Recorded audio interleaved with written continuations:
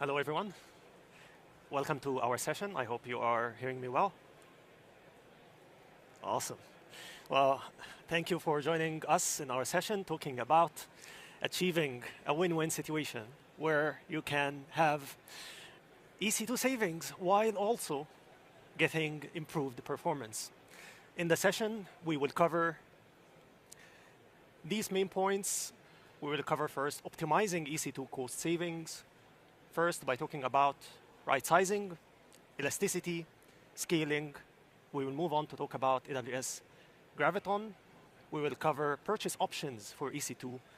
And then we will also have Elastic's journey using AWS Graviton and how AWS Graviton helped Elastic in their EC2 efficiency. My name is Mohammed El Hosseini. I'm a senior go-to-market specialist for Graviton at AWS. And let's kick off our session first by talking about what do we mean by EC2 savings. So EC2 savings can be multiple things. First, minimizing unnecessary consumption is one way of talking about savings by eliminating over-provisioned resources, also reducing overall EC2 spend. So here we are eliminating unnecessary costs that we are spending on EC2 resources. Last but not least, when we are also talking about savings for EC2, we are talking about lowering our carbon footprint by being more energy efficient. Of course, we need to do all of these things without sacrificing all the experiences that our customers are getting from the EC2 instances we are provisioning, as long as we are also able to innovate in the future while we are getting these savings. So, first thing we will cover would be elasticity and what can the cloud offer you when it comes to elasticity when you are using cloud resources. What you are seeing now is in this graph, in the y-axis, the infrastructure spend, and on the x-axis, you have time. Over time, usually we are expecting the demand for compute resources to be linear, always going up steadily over time. And for that, we are purchasing our hardware resources in step functions over time. I need more resources. Today, I buy. After 1 year, I need more, I buy. And you are seeing, in reality, the demand is not that linear. There is a curve or a zigzag over time, and this is how actual demand looks like. And what you are seeing as a difference between the actual capital expenditure, what you are buying, and what the actual demand looks like, this is what we call opportunity cost. This is a lost cost, lost probable savings that you can have that you are not optimizing for. And this lost opportunity costs money, costs over-provisioned resources, and we are talking here about eliminating waste, eliminating over-provisioned resources, and this is where AWS can offer you optimal elasticity. As you need, you can purchase. That is elasticity in high view. Now let's talk a little bit about what does right sizing mean in this context. So having too few instances, well, that is not ideal. You're under-provisioned, which means you might have customers having poor experience and you're not up to the demand that you need. Also, having too many instances means you are over-provisioned, which means you have too many instances. Then you actually need also wasteful, and there is a room to save more instances. So what should we do when we talk about right sizing for EC2? The middle part. So here we are talking about having the right number of instances all the time, going with the graph as it goes up or it goes down. And this is the ideal scenario we aim for. But the logical question is, how can I achieve this one in the middle and not the other right or left? So we have features for you that can help you get the right number of instances, right size your instances for you that you can rely on, like the auto-scaling triggers and the auto-scaling feature. So these triggers can take either manual reactions or automatic reactions to set the right instances for you. You can set, for example, certain parameters. If these parameters happen, then auto-scaling would create instances or even eliminate instances. If you are over-provisioned or under-provisioned, these instances will be either created or eliminated for you, so you don't have to worry about having the right number of instances all the time. So we mentioned we need to make sure we have the right number of instances all the time, and autoscaling will help us achieve this. But I need first to think about which instances do I need to use? What options do I have? Do I have options to choose when I'm choosing EC2 instances? Well, yes, for sure. We have 850 plus options when it comes to instance types. For virtually every workload that you are using, you can choose the right workload for you. We can help you as well, of course, choose the right instances for your workloads. We have a lot of tools also you can rely on when it comes to choosing the right instances. So because of the amount of choices, we need to highlight why do we have so many choices when it comes to instances for EC2? Well, first, categories. Based on what do you need the workloads for, you choose the right instances for that workload. For example, we have general purpose, burstful, compute intensive, memory intensive, or GPU intensive. Based on what do you need more, you can choose the right instances that would suit your workload. Also, because of different capabilities, these instances are created. So we hear our customers, we listen to the demand, and based on this, we start building our instances. So you are seeing here, we have multiple capabilities, multiple features offered within these instances. For example, size, networking, instance storage, high memory. These are all things, capabilities that you get to choose from when you are seeing our instance options.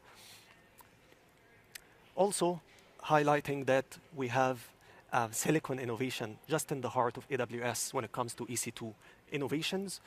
AWS Graviton, best price performance option that you can go for. This will be highlighted in details by my colleague next. As well as purchase options. When you are buying EC2, you have multiple options to choose from. There's no one option, and we usually recommend you to choose the right one for you to make sure you are getting the best cost for the instances you are using on the cloud. This is my part is completed. I will pass on the mic to my colleague.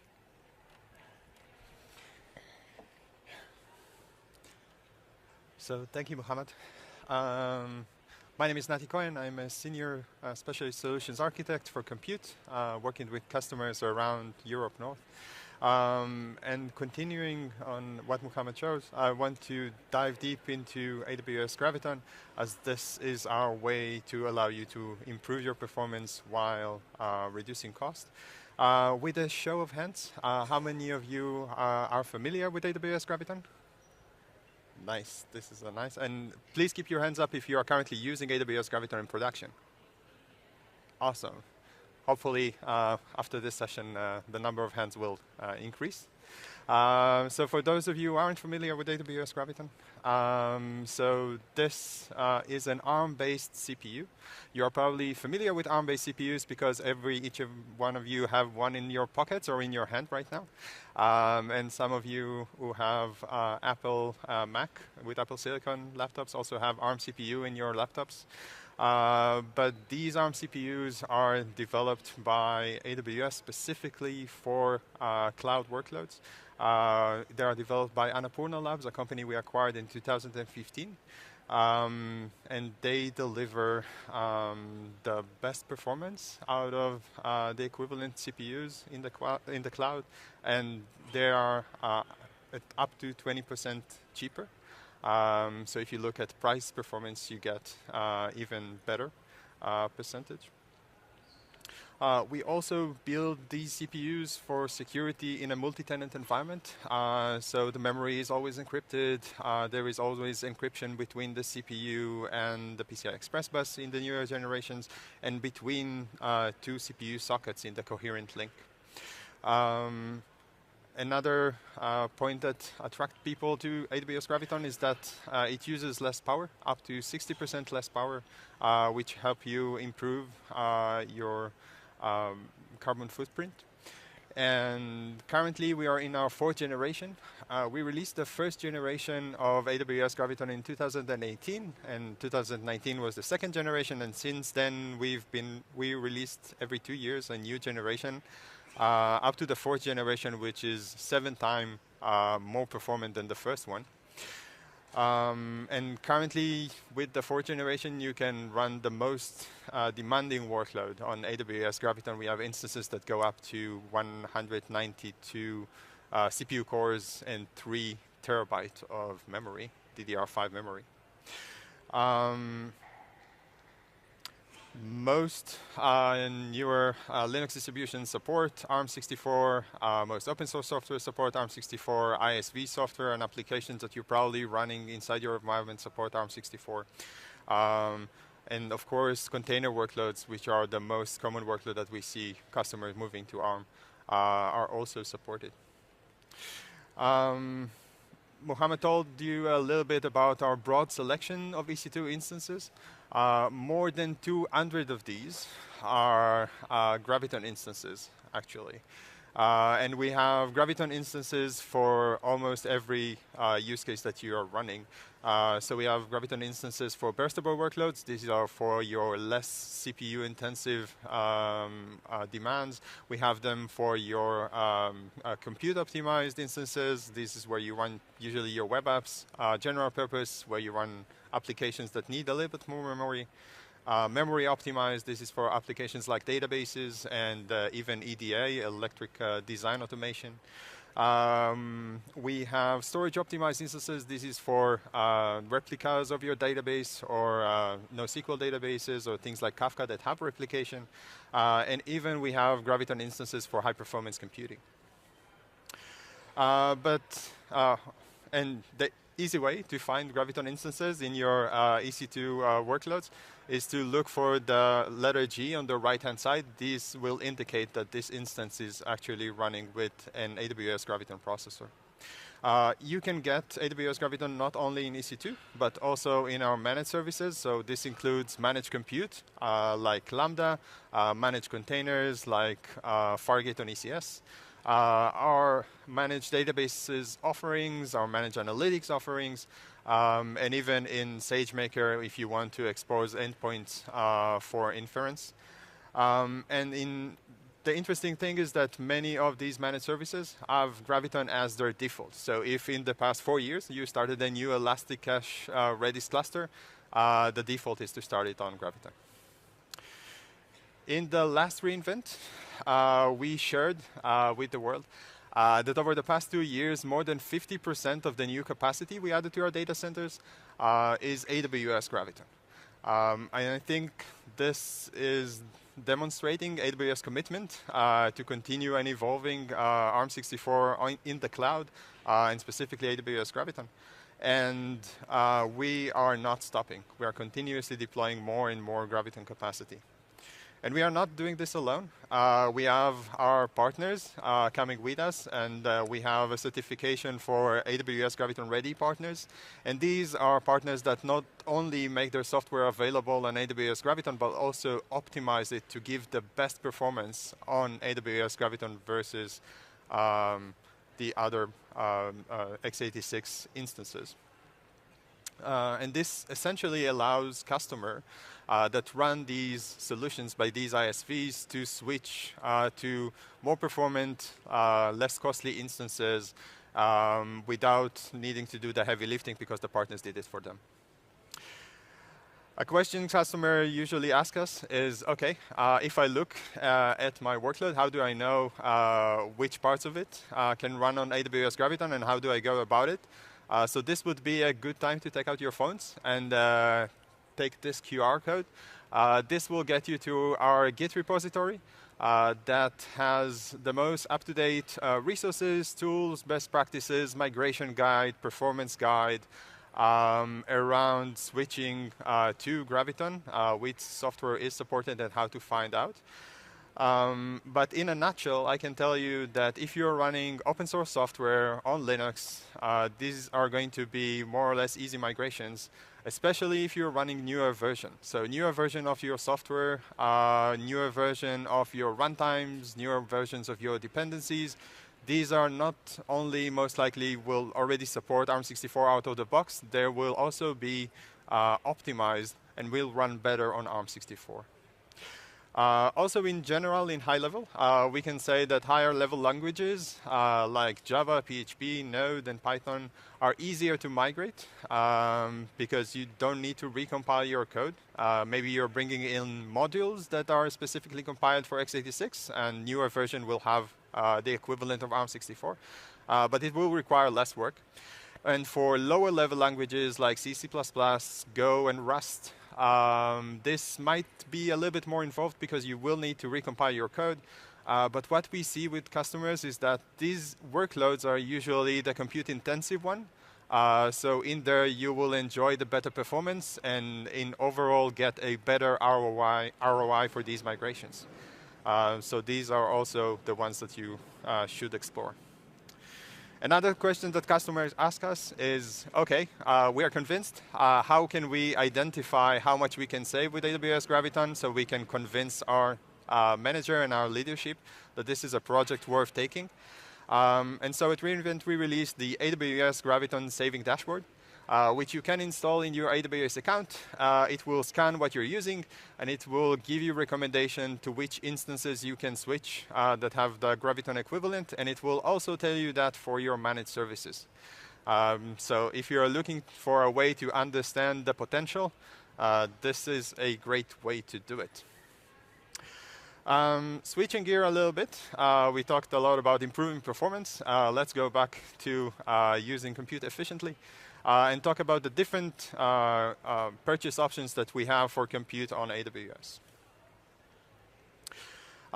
So essentially in AWS, we have three major pricing models to buy EC2, or to use EC2, to be more precise. The first one is on demand. This is mostly the classic model. You start an instance, you start paying for it, and when you stop it, you stop paying for it. This is great if you have workload that is running for a short period of time or not 24/7 in general. So if you have a streaming event, you can use on demand, and then after the event ended, you can turn off all your instances and stop paying for them. Or if you have an integration environment that your developers are using, like 9 to 5, 5 days a week, and then over the weekend they're not using it, or over the night they're not using it. This is another great way to use on demand because you're not paying for all the hours that your system is stopped. The second option, if you have things that are running 24/7, 365 days a week, year, sorry, are savings plans. So for example, if you have an RDBMS database in production, most of you have them, and they are running all the time, you can use savings plan, and then in exchange for commitment, you get up to 72% discount, which is great. And then the last pricing model is Spot. And Spot is AWS spare capacity, which we allow you to use in varying amount of discount, but it can get up to 90% discount, depending on how much spare capacity we will have from this specific instance type in this specific AZ. And we'll talk a little bit more about Spot in a bit.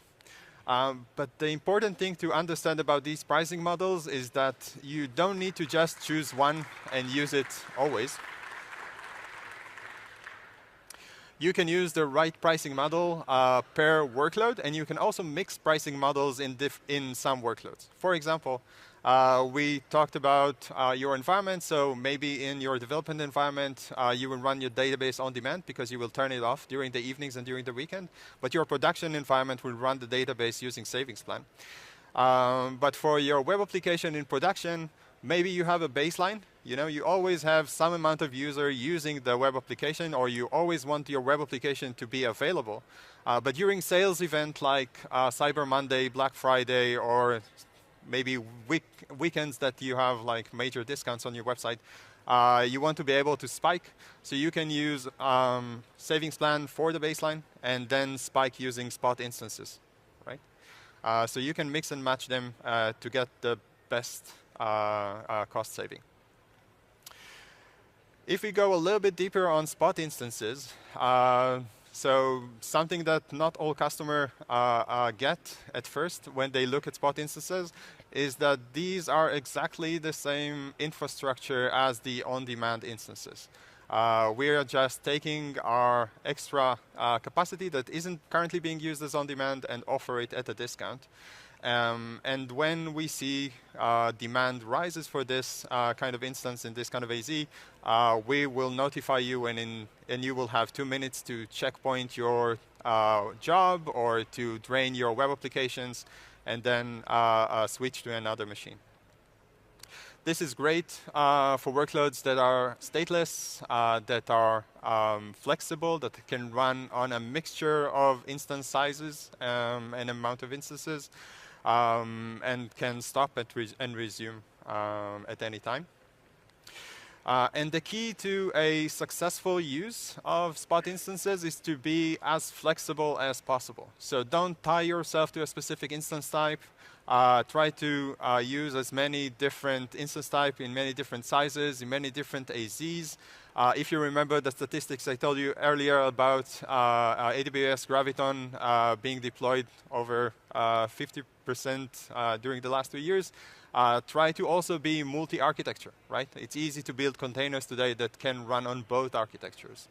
And this will allow you to use AWS spare capacity wherever it is and get the best discount and the lower rate of interruptions, because you will be able to target the specific instance type that have the most spare capacity in the AWS side. So going one last time to our broad set of instances, each of these instance types have different amount of spare capacity, and you would want to choose to be able to utilize as many of them as possible. And what customer told us is that listing the instances that you're willing to run on is hard. And so a few years ago, we released a feature called attribute-based instance selection, and we are continuing to improve it. And what it allows you to do in auto-scaling group, in EC2 fleets, in your Carpenter, in your Kubernetes clusters, it allows you, instead of specifying a list of instances, it allows you to say, okay, I need this amount of vCPUs, I need this amount of memory, I care or do not care about the CPU architecture. And it will automatically choose for you the instances in AWS that match these attributes. And it also includes price protection out of the box that you can configure. So it won't give you too expensive instances. And another thing that it includes, pretty recently, from the last reInvent, also performance protection. So you can say something like, okay, I tested my application on a C6i, and I know it works great on that. So you can tell attribute-based instance selection, I want only instances that have roughly the same performance or better than a C6i. And it will only choose these kind of instances with all your other attributes. And with all this knowledge, I hope that you will implement it in your environment. And I want to invite Rob from Elastic to tell us about their journey to AWS Graviton. Thank you.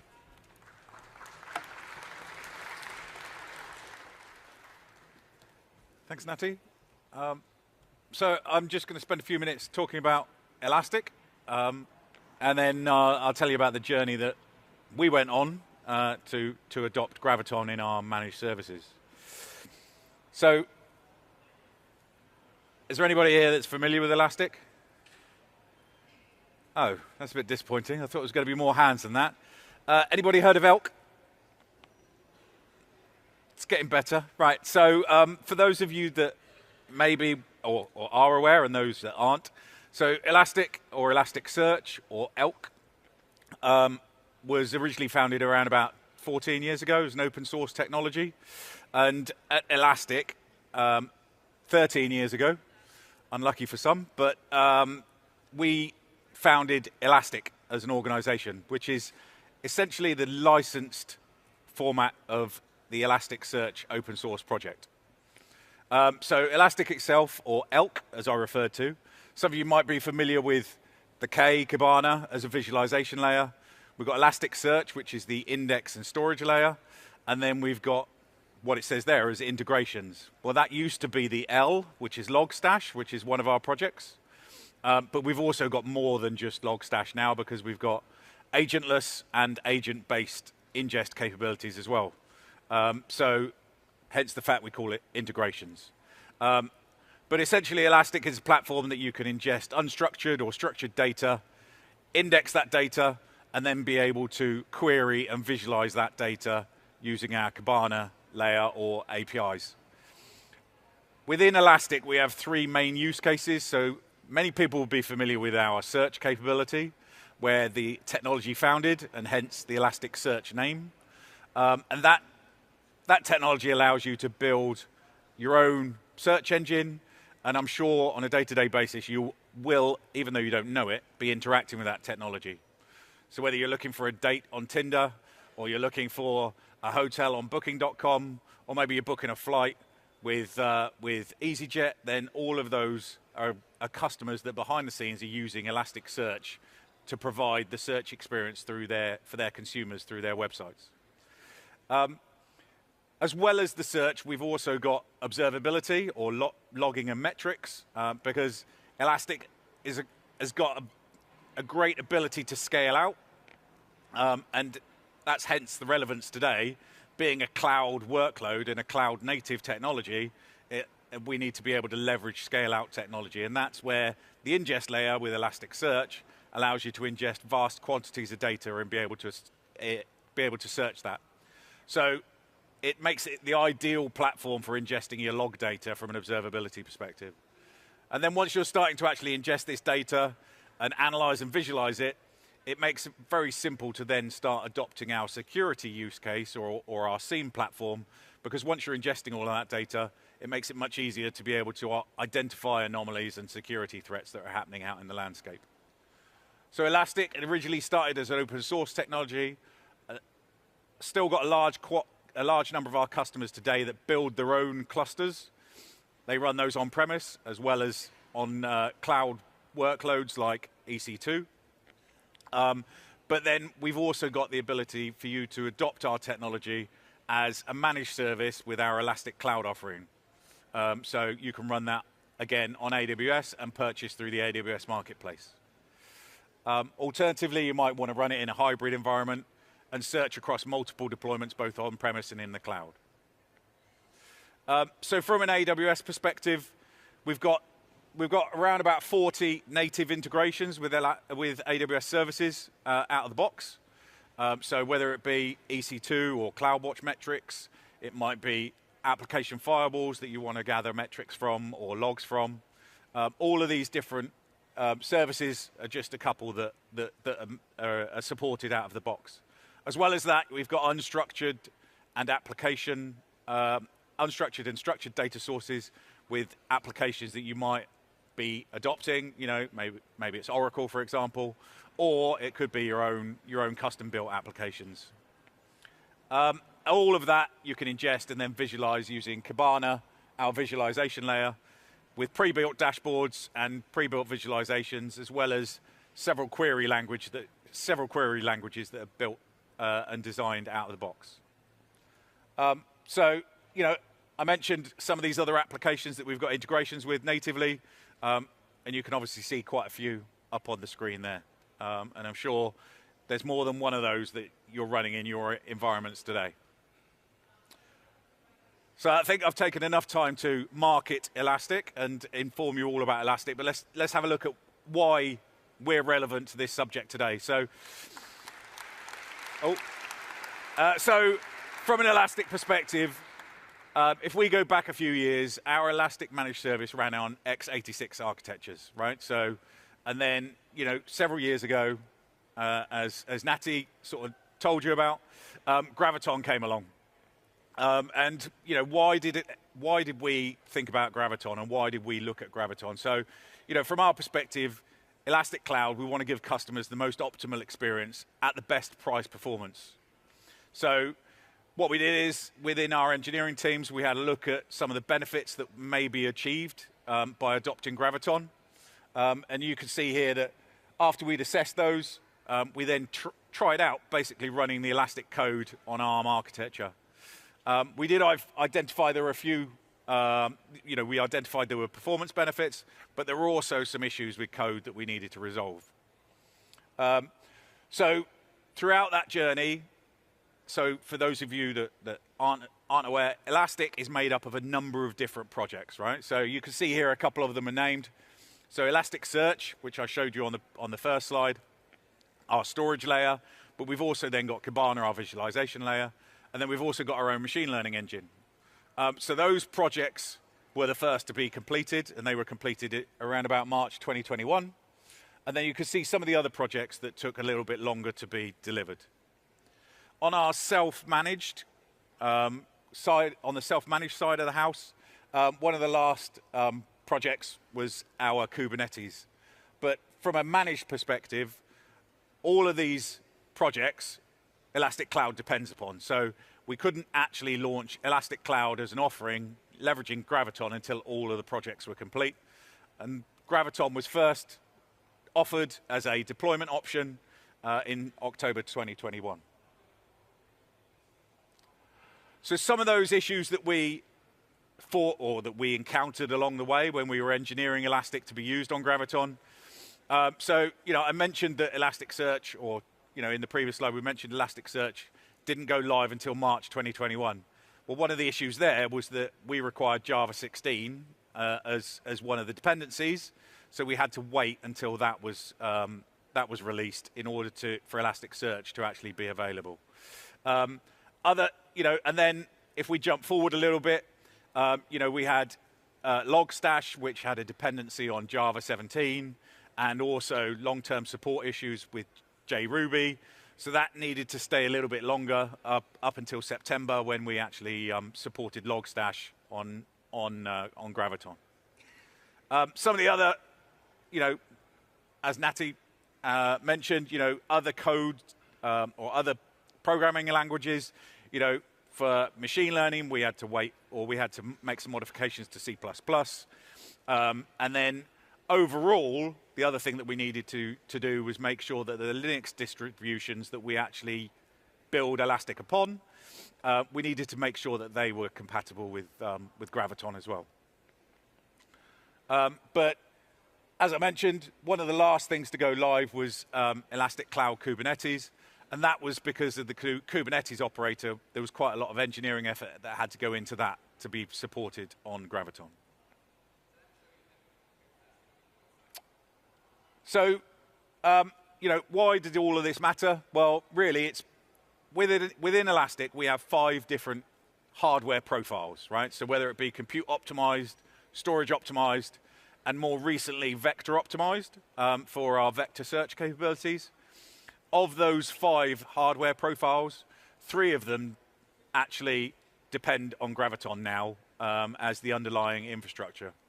So just to explain some of the numbers, right? So when we talk about 21 regions, obviously there are far more than 21 AWS regions, but Elastic Cloud is supported in 21 of the AWS regions around the world. And in 17 of those 21 regions, we already have Graviton as the default instance type for some of those hardware profiles that you would select. And obviously, as Graviton becomes available in those other regions, then we will start to make those the default hardware profiles. So of the benefit saving, or the smallest benefit saving we saw was around about 20%. From moving from x86 to Graviton, or Graviton 2. But just to give you some more information about some of the performance savings that we've seen. So these graphs, essentially what they're trying to display is, if we're ingesting a terabyte of data a day, and we are storing it for half a day, or 12 hours, on the left-hand side at the top, you'll see essentially the total cost of ownership over a year for the different workload types. And you can, the overwhelmingly smaller graph in that one is C6GD. So the underlying instance type that we're using there is C6GD. And you can see the vast savings that we've got over using i3EN, for example, which is the second one down. So on the top left, it's a terabyte a day, storing it for 12 hours, total cost of ownership over a year. Up in the top right, we're then extending that to 24 hours retention. And then at the bottom, we've got 48-hour retention. Right? So you can see the cost savings that you can achieve there. And you'll also see in the top right, you can see the third one, or the green bar there. So that's an M6GD. So again, another Graviton instance type that we've evaluated and tested. And on that, let me just give you a couple of quotes from our product management lead, UV, on some of the assessments that we've been doing more recently. So we've assessed i4G. As you can see there from the bold type, we've found a 35% better efficiency over the previous instance type of i3EN. And later on this year, we'll be rolling out i4G as the replacement for that.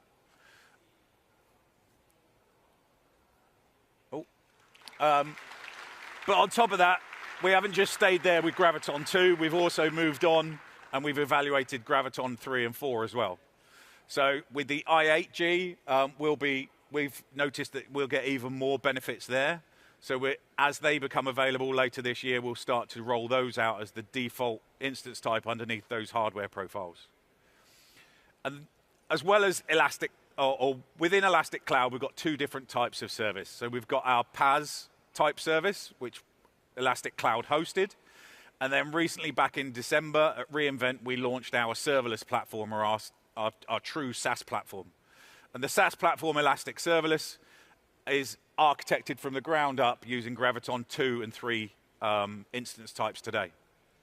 And as we can move forward this year, we'll obviously be embracing i8G and the Graviton 4 there as well. And on that note, another quote from UV. We've seen massive cost savings with i8G in conjunction with the Nitro SSD on some of our storage optimized instance types. And we'll be rolling those out as they become available later this year. So from an Elastic perspective, if you want to take advantage, if you've got any questions from an Elastic perspective, you can visit the team on the stand G11. Alternatively, there's a number of QR codes up there, so if you want to discover what AWS integrations we've got, you've got that one at the bottom. If you're looking to migrate to Elastic Cloud, then we've got some great options and great capabilities to do that. And then if you want to learn more about our listing on Marketplace, you've got the top QR code. So with that, I'm going to hand back to Mo. Thanks a lot, Rob. Thank you.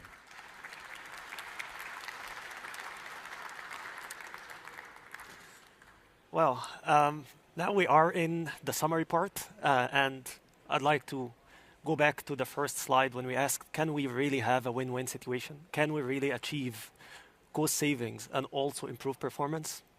I hope during the session we have demonstrated how you can do both. So just some keynotes to remember by checking the EC2 instance types that are available, providing you with the flexibility to choose what you need, and with mixing the right resources for you for the right workloads. Then Graviton-based instances as an option to deliver best price performance in EC2 in broad array of workloads. Also EC2 providing you with different purchasing options that you can choose from to make sure you are optimizing your costs for your needs. If you haven't gotten the chance yet to use AWS Skill Builder to upskill yourself and learn about AWS tools, features, services, please do.